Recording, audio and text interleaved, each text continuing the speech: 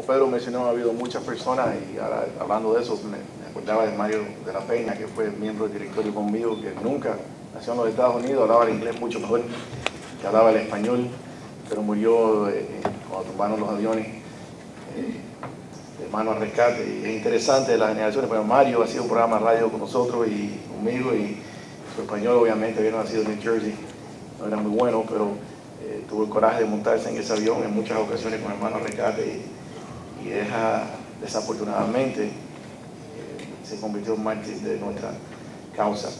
Ahora, Alexis Ortiz, presidente del Centro de Estudios Políticos y Sociales de las Américas, va a hacer una presentación. Vamos a cambiarlo un poco porque quería hablar de la situación en América Latina, que puede tocar un poco sobre el tema, pero Alexis tiene un gran conocimiento sobre la relación histórica entre Cuba y Venezuela, y él, creo que vamos a enmendar un poquitico la presentación y enfocarnos un poco más en ese tema. Alexis. Gracias.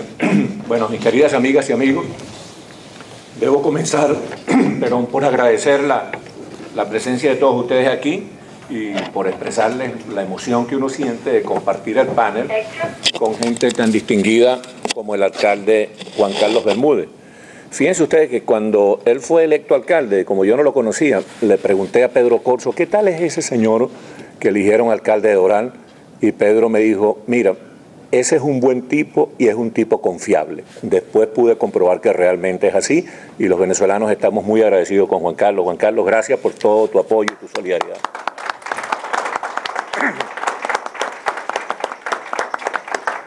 También compartir el panel con Pedro Corzo, presidente del Instituto de la Memoria Histórica Cubana.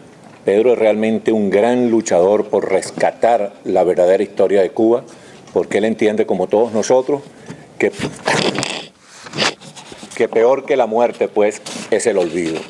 Y con el teniente José Antonio Colina, que es una prueba de que nuestras Fuerzas Armadas sí tienen una reserva de dignidad, que no todos los oficiales nuestros se han entregado servilmente al caudillo demagógico que oprime a Venezuela. Bueno, fíjense ustedes, la gente tiene la propensión a creer que esta unidad, este acompañamiento, esta especie de reencuentro entre los cubanos y los venezolanos obedece al hecho de que estamos en este momento compartiendo la misma pesadilla, que estamos en este momento atropellados por el mismo martirio comunista o neocomunista. Pero no es exactamente así. La hermandad, el encuentro entre los cubanos y los venezolanos tiene una gran tradición, viene desde tiempos muy ignotos. Ya es incluso anterior, es precolombino, es anterior a la llegada de Colón a Venezuela. En Venezuela hay dos grandes etnias, dos grandes comunidades étnicas, que son los caribes y los arahuacos.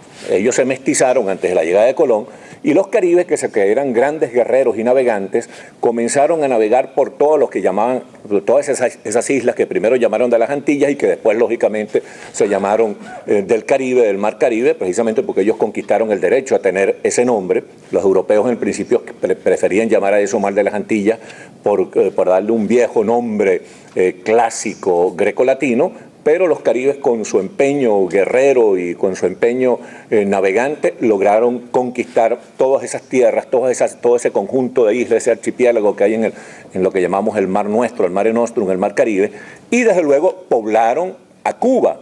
De tal manera, pues, que los caribes que salieron de lo que hoy en día es territorio venezolano fueron los primeros venezolanos, por decirlo así entre comillas, que llegaron a Cuba. O sea que eso es bastante anterior a la llegada de Colón. Después, durante la colonia, hubo un intercambio comercial muy intenso entre Cuba y Venezuela, y entre Cuba y el resto de América, porque no debemos olvidar que Cuba, y especialmente La Habana, eran la puerta de entrada y de salida del Nuevo Mundo al continente americano. Todos los barcos, lo que se llamaban la flota de las Indias, porque todo esto se llamaba las Indias, lo que llamaban la flota de las Indias, entraba y salía por Cuba. Incluso tenían que organizarlo así, porque la amenaza de los piratas del Caribe, la amenaza de los corsarios franceses y los filibusteros ingleses, hacía que la corona española tuviera que mandar los barcos para América acompañados de barcos de guerra, aquellos barcos que llamaban de 10 cañones por banda en los antiguos poemas. Entonces entraban por Cuba y salían por Cuba. Entonces, desde luego, todo el que tenía que ir para Venezuela tenía que pasar previamente por Cuba. Incluso aquella famosa expedición del pacificador Morillo, Pablo Morillo, que cuando mandaron 20.000 hombres a reducir a Venezuela, esos 20.000 hombres tuvieron que acantonarse primero en Cuba. Por eso es que el alcalde dice que en Cuba hubo siempre más soldados españoles que en cualquier otra parte, porque todos tenían que acantonarse. ¿No es así? No es así. ¿Cómo es? El problema es que en la guerra de independencia, la del año 95, cuando ya Venezuela era independiente, en Cuba llegaron a acantonarse 215.000 soldados españoles. Ah, bueno. Pero también todos los soldados que venían para América, gracias por la precisión, todos los soldados que venían para América tenían que acantonarse primero en Cuba, porque desde ahí se repartían. Incluso se repartían todos los barcos que tenían que ir para todo el conjunto de Sudamérica y después se reencontraban allí para regresar a Europa. De tal manera pues que eso hizo que el intercambio comercial en los tiempos, en los albores de la colonia, fuera muy intenso entre Cuba y Venezuela. Después hubo presencia de algunas figuras burocráticas muy importantes cubanas en Venezuela. Se recuerda el intendente Heredia, Luis Prieto, ¿te acuerdas? El intendente Heredia, que era un familiar muy cercano, creo que tío de José María Heredia, el gran poeta romántico cubano. El intendente Heredia fue un modelo de funcionario público por su honestidad y por su eficacia y el trabajo que hizo en la construcción de la institucionalidad venezolana. Y esto es muy importante porque los funcionarios de la corona española solían ser muy corruptos, de tal manera que al tener este como modelo de honestidad es muy importante. Luego, también tenemos que mencionar al gobernador José María Cajigal, gobernador de la isla de Cuba, de la provincia de Cuba, de la provincia española de Cuba, quiero decir, porque José María Cajigal protegió mucho al precursor Francisco de Miranda. Entonces, todas las acciones, todas las conspiraciones contra el precursor Miranda se tropezaron contra la protección del gobernador Cajigal, que además el gobernador Cajigal tuvo un sobrino que también se llamaba José María Cajigal, que fue un gran matemático, el fundador de los estudios matemáticos en Venezuela. De tal manera, pues, si uno va revisando la historia, se va encontrando este encuentro. Después, hacia 1850 por ahí, un venezolano, Narciso López, hizo la primera tentativa militar, la primera expedición para la independencia de Cuba. De esa tentativa quedó como recuerdo, quedó como legado la actual bandera cubana, porque en esa expedición fue la bandera cubana tal como la conocemos hoy en día. Bueno, la presencia de los venezolanos en la independencia de Cuba fue registrada con mucha exhaustividad por el historiador Enrique Ross, en un libro que presentó recientemente donde explica cómo fue el protagonismo de los venezolanos, pero también de los colombianos y de los norteamericanos y de los europeos en la independencia de Cuba. Hacia los años 70, en la década de los 70 del siglo XIX, llegó a Venezuela José Martí, el llamado apóstol de la libertad de Cuba.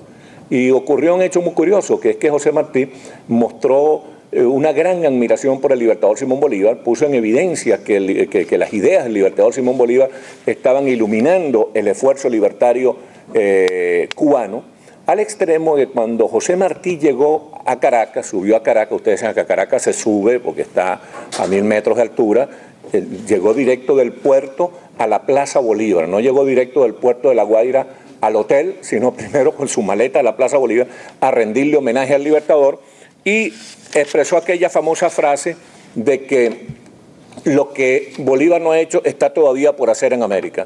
Bueno, ya me voy a atropellar al galope para terminar porque parece que estoy tomándome mucho tiempo.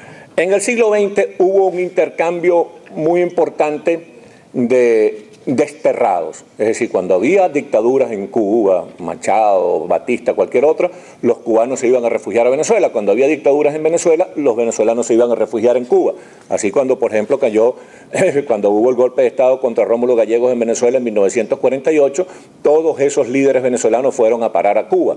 Incluso Rómulo Betancourt y Carlos Andrés Pérez. A mí Carlos Andrés Pérez, cuando yo estaba escribiendo el libro que escribí sobre él, me decía que ellos estaban muy agradecidos, sobre todo con dos figuras cubanas democráticas, el presidente Carlos Prío Socarrás y el ministro de Educación Aureliano Sánchez Arango, porque realmente apoyaron, fueron muy solidarios con los venezolanos exiliados en Cuba en ese tiempo. En los años 60, como ya planteó Pedro Corzo, en los años 60 hubo la agresión del gobierno comunista de Fidel Castro a Venezuela y al resto de Latinoamérica, pero Fidel Castro financió y armó una guerrilla para tratar de tomar el poder por la vía de las armas e imponer una dictadura comunista en Venezuela. Afortunadamente fue derrotado política y militarmente por el gobierno de Rómulo Betancourt, y por eso uno puede decir hoy en día que el único líder mundial que tiene dentro de sus activos haber derrotado política y militarmente a Fidel Castro fue Rómulo Betancourt. Después hubo un desencuentro de algunas décadas entre Cuba y Venezuela, en el sentido de que los gobiernos venezolanos no entendieron que era muy importante la solidaridad con la gente cubana que estaba luchando para derrocar a Fidel Castro.